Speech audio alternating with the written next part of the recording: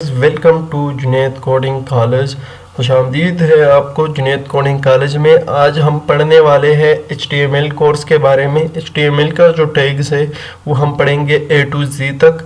First video में मैंने HTML का इंट्रोडक्शन आपको बताया था, डॉक्यूमेंट आउटलाइन के बारे में बताया था कि डॉक्यूमेंट आउटलाइन का क्या मतलब है, उसमें कौन कौन से टैग्स यूज़ होते हैं। तो अगर आपने वीडियो देखी नहीं है तो ऊपर कॉर्नर में आपको वीडियो मिल जाएगी, उस पर क्लिक करें और इन्जॉय करें फर्स्ट वीडियो को।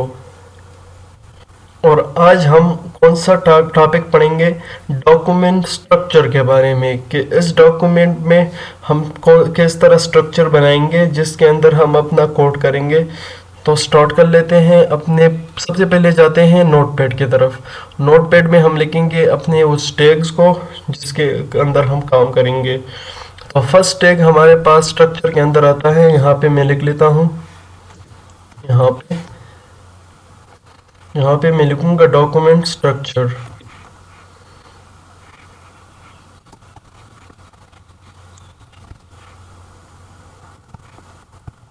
डॉक्यूमेंट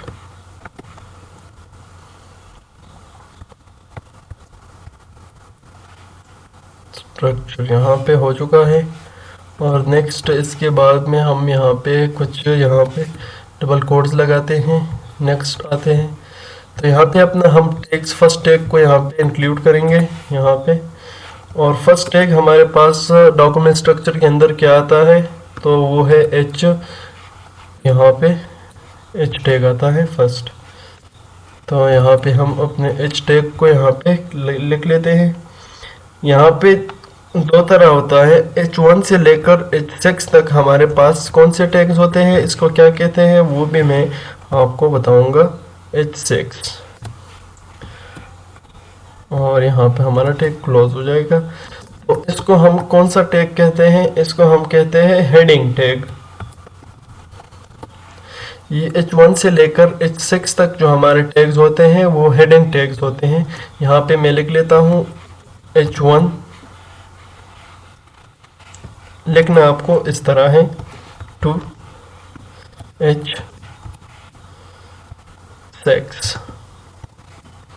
यहाँ पे H1, H2, H3, H4, H6 तक हमारे पास जो टैग्स होते हैं वो हम लिखेंगे आगे। तो यहाँ पे नेक्स्ट जो हमारा टैग है वो है डेव। डेव हम एक डब्बे के लिए यूज़ करते हैं जिसके अंदर हम क्लास लगाते हैं। कोई और चीज़ भी यहाँ पे हम लिख सकते हैं, किसी भी डब्बे के लिए हम इसको यूज़ करते हैं। तो यहाँ पे मैं लिख लेता हूँ कि ये हम किस चीज़ के लिए लिखते हैं, तो ये हम लिखते हैं पेज सिलेक्शन के लिए। पेज सिलेक्शन के लिए हम डेव लिखते हैं। तो नेक्स्ट हमारे पास क्या है, नेक्स्ट हमारे पास है स्पेन टैग। स्पेन, तो स्पेन टैग हम किस चीज़ के लिए यूज़ करते हैं, ये इनलाइन सिलेक्शन के लिए हम यूज़ करते हैं। एक होता है सिलेक्शन, इसको हम लिखेंगे इन लाइन सेलेक्टिंग के लिए यूज़ करते हैं, सही है। तो ये हम इनलाइन सेलेक्टिंग के लिए यूज़ करते हैं। तो आगे हम इसको प्रैक्टिकल भी यूज़ करेंगे अपने इस VS कोड के अंदर। तो नेक्स्ट जो हमारा टैग है वो है पैराग्राफ टैग, जिसको हम P से डोनेट करते हैं।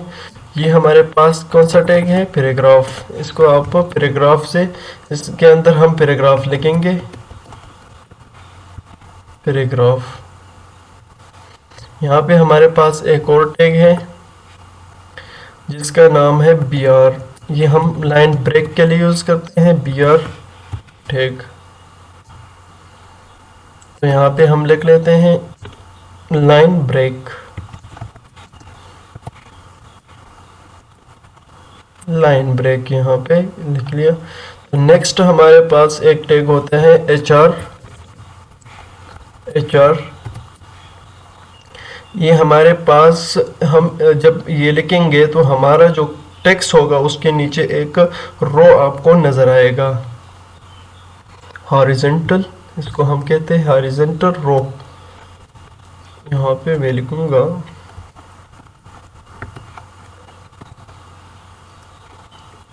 हॉरिजॉन्टल रो। यहाँ पे थोड़ा सा मिस्टेक हो चुका है मेरे ख्याल से। यहाँ पे हम लिखेंगे z।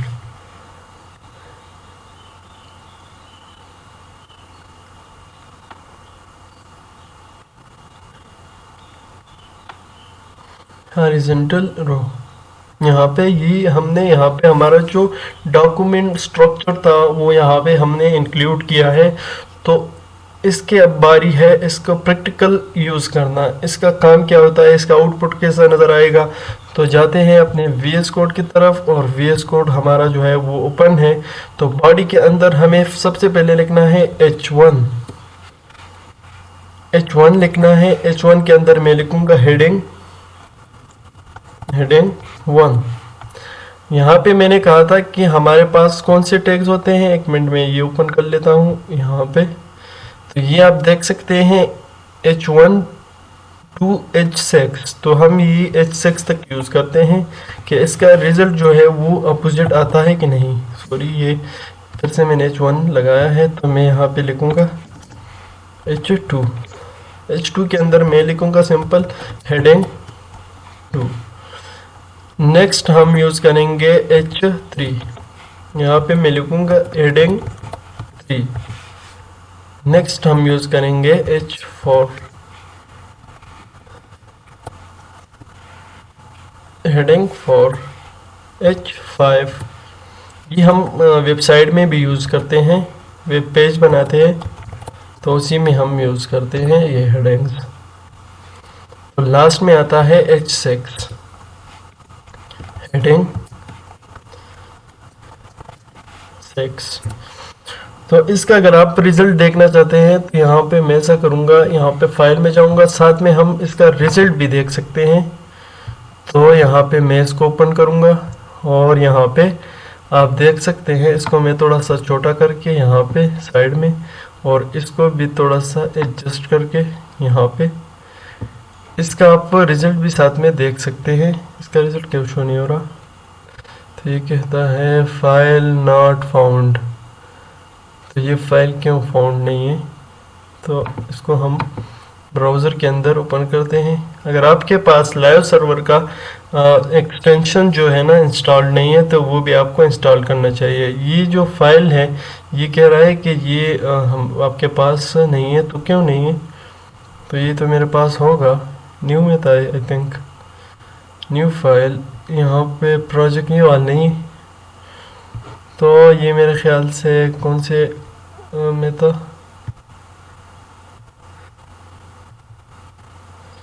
तो यहाँ पे उसी को ढूंढते हैं। यहाँ पे net coding college I think इसमें था, इसमें नहीं है, इसमें है।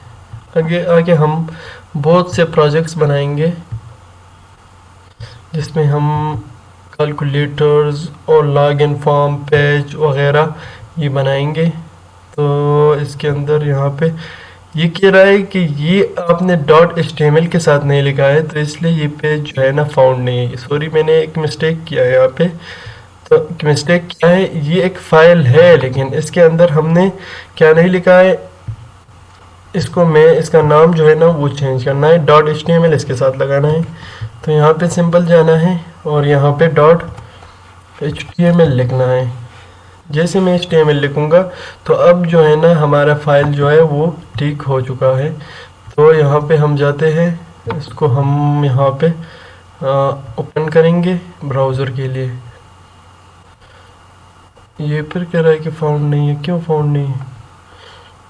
डॉक्यूमेंट आउटलाइन .html ये क्यों नहीं फाउंड। अब तो ये सही है ना, क्यों मिस्टेक सही है, हो गया। तो यहाँ पे जो हमारा आउटलाइन है वो शो हो चुका है। तो हम जाते हैं अपनी VS कोड की तरफ और यहाँ पे इसको सेव कर लेते हैं और अब इसको हम ओपन करेंगे यहाँ से। शायद यहाँ पे अब ये शो हो जाए, नहीं हो रहा क्यों। यहाँ पे ये शो नहीं हो रहा, लेकिन वहाँ पे तो ये शो हो चुका है। तो नेक्स्ट हम यूज़ करेंगे इसको।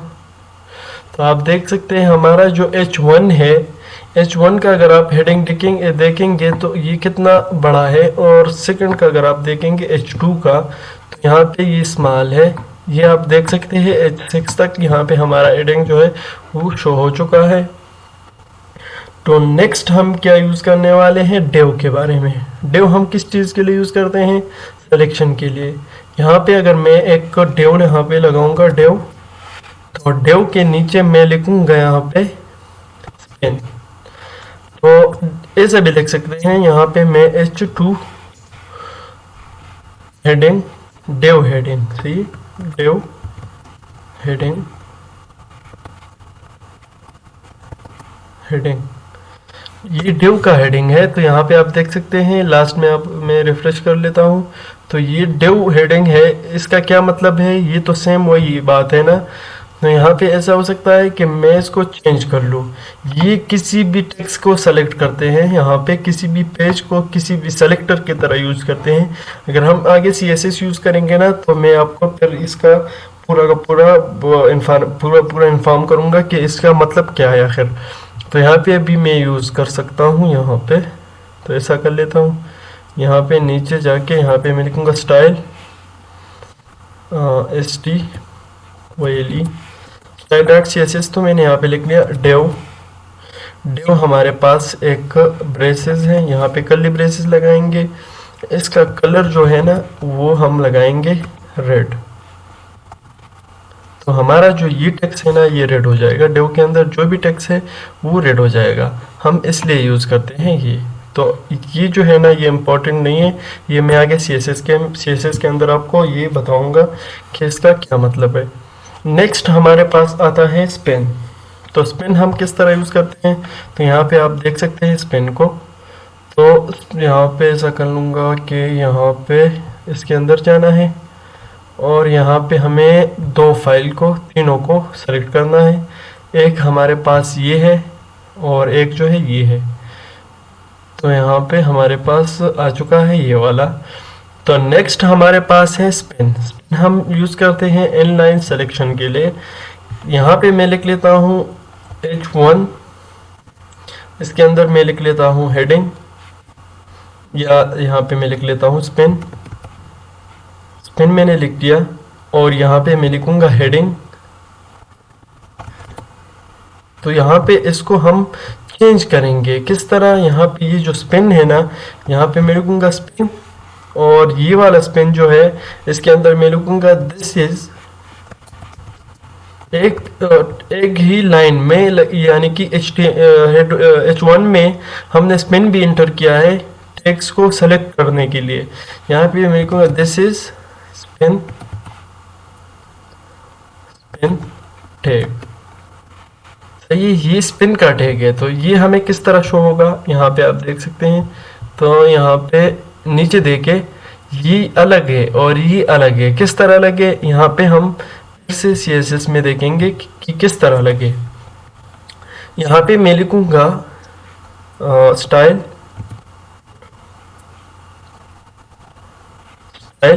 के अंदर मैं लिखूँगा स्पेन, और स्पेन के बाद यहाँ पे मैं लिखूँगा इसका कलर जो है ना ब्लैक नहीं, वाइट नहीं, रेड होना चाहिए, क्योंकि कलर जो है ना रेड से ही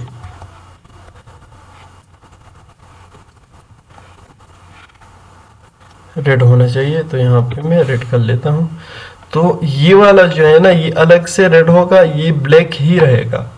तो इसी तरह हम इसको रेड कर सकते हैं। ये देखें, ये आधा जो है ना रेड हो गया और आधा जो है ना ब्लैक है। तो इसका मतलब ये है कि इस पेन को हम यूज़ करते हैं किसी भी टेक्स्ट को सेलेक्ट करने के लिए। तो आगे जाके हम इसके बारे में भी पढ़ेंगे CSS के अंदर।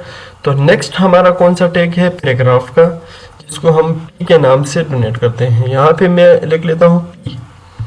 अगर आप इसके ऊपर ये कर्सर अपना पॉइंटर को लेके जाते हैं तो ये कहता है कि the P element required a paragraph. ये रिक्वायर्ड करता है पैराग्राफ को। यहाँ पे मैं लिख लेता हूँ पैराग्राफ।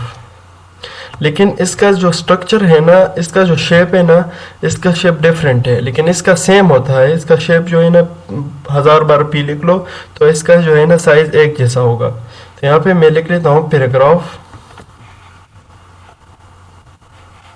पी। यहाँ पे आप देख सकते हैं इसका साइज नॉर्मल साइज है। यहाँ पे एक बार मैं लिख लेता हूँ पैराग्राफ इसका साइज जो है ना वो सेम ही होता है। यहाँ पे आप देख सकते हैं पैराग्राफ जो है फिर से वही जो है ना इसका नॉर्मल साइज है। तो नेक्स्ट हम क्या यूज करने वाले हैं, बी आर। तो बी आर जो है ना मैं इन दो पैराग्राफ के अंदर ही यूज करूंगा, इसके बीच में यूज करूंगा। तो इसके बीच में मैंने यूज किया है, इसके अंदर गैप को आप देख ले पहले आउटपुट में। ये गैप इसकी वजह से नहीं बना है, ये गैप खुद होता है, ये खुद देता है ब्राउज़र। लेकिन इसको अगर मैं हटाऊं, गैप ख़त्म कर लूँ तो फिर भी वो गैप जो है ना वो फिर भी रहेगा, लेकिन इस गैप को मुझे बड़ा करना है। तो यहाँ पे मैं लाइन ब्रेक को यूज़ करूँगा, बी आर को, इससे लाइन ब्रेक होगा। तो देखेंगे आप लाइन थोड़ा सा ब्रेक हो गया, इसमें स्पेस जो है ना ज़्यादा हो गया। तो अगर हम इसके अंदर बी आर यूज़ करेंगे तो ऊपर जो है ना इसके अंदर भी लाइन ब्रेक हो जाएगा और स्पेस बन जाएगा। देखे स्पेस बन चुका है। तो बी आर का यूज़ हम लाइन ब्रेक के लिए यूज़ करते हैं, जैसे हम इससे लाइन ब्रेक कर सकते हैं। नेक्स्ट हमारे पास है H R tag. H R tag हम यूज़ करेंगे हॉरिजॉन्टल लाइन के लिए, हॉरिजॉन्टल रो के लिए। हॉरिजॉन्टल रो हम कैसा यूज़ करेंगे, इस H4 के नीचे हमें एक रो या इस H1 के नीचे एक रो चाहिए। तो यहाँ पे मैं लिखूँगा सिंपल एच आर। तो एच आर लिखने से यहाँ पे कोई नहीं, कुछ भी नहीं है, लेकिन यहाँ पे एक हॉरिजॉन्टल रो बन जाएगा। तो आप देख सकते हैं यहाँ पे एक रो बन चुका है। तो नेक्स्ट ये पैराग्राफ के नीचे भी हमें यहाँ पे एच आर लगाना है, एच आर। तो यहाँ पे भी नीचे कुछ भी नहीं है, लेकिन यहाँ पे एक हॉरिजॉन्टल रो आपको शो होगा। तो एच आर का हम यूज़ करते हैं हॉरिजॉन्टल रो के लिए। उम्मीद करता हूँ आपको ये सारे के सारा जो HTML का बेसिक जो स्ट्रक्चर था वो आपको समझ आ चुका होगा। और डॉक्यूमेंट आउटलाइन के बारे में भी मैंने पढ़ा था, और नेक्स्ट जो हमारा क्लास था वो था डॉक्यूमेंट स्ट्रक्चर के बारे में। ये हमारे पास डॉक्यूमेंट स्ट्रक्चर था, ये पूरा का पूरा यहाँ तक, यहाँ से लेकर यहाँ तक जो हमारे पास है ये डॉक्यूमेंट स्ट्रक्चर है। तो उम्मीद करता हूँ आपको डॉक्यूमेंट स्ट्रक्चर जो है A to Z तक समझ आ चुका होगा। नेक्स्ट टॉपिक के बारे में हम नेक्स्ट ही क्लास में पढ़ेंगे। तो इस वीडियो को सेव कर ले और सब्सक्राइब चैनल को ज़रूर कर ले, ताकि नेक्स्ट जो हमारे आने वाला क्लासेस है वो आपको शो हो चुके। तो बेल आइकन को भी क्लिक करें साथ में। खुदा हाफिज़।